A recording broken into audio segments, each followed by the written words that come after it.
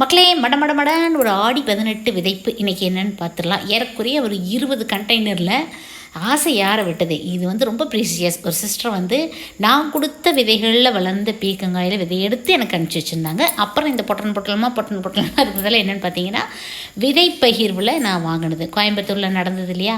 இது பாருங்களேன், 4 விதை கீரை விதைகள் வந்து வெள்ளையாக இருக்கும். ஒரு செடியில் வந்து ஒரு டைம் வந்து 150 கிராம் வரைக்கும் விதைகள் எடுக்கலாமா.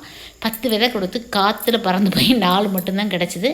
அப்புறம் பீர்க்கன், இது வந்து பூசணிக்காயை கட் பண்ணால் உள்ள பிங்க் கலரில் இருக்கிறது. இது சொரக்காய் விதை. சொரக்காய் வந்து வெள்ளரிக்காய் மாதிரி வெண்சுரை பச்சையாகவே அப்படியே சாப்பிட்லாம். இந்த மாதிரி தேடி தான் கண்டுபிடிச்சி நானும் விதைக்கிறேன், பார்க்கலாம். இது கருப்பு இஞ்சி, இது வந்து அக்ரிடெக்ஸில் வாங்கினேன். அப்புறம் கஸ்தூரி மஞ்சள்லேயே மஞ்சள் கலரும் கஸ்தூரி மஞ்சள்லேயே வெள்ளை கலரும் ரொம்ப ரேர் வெரைட்டி இல்லை இந்த ஒயிட்டு.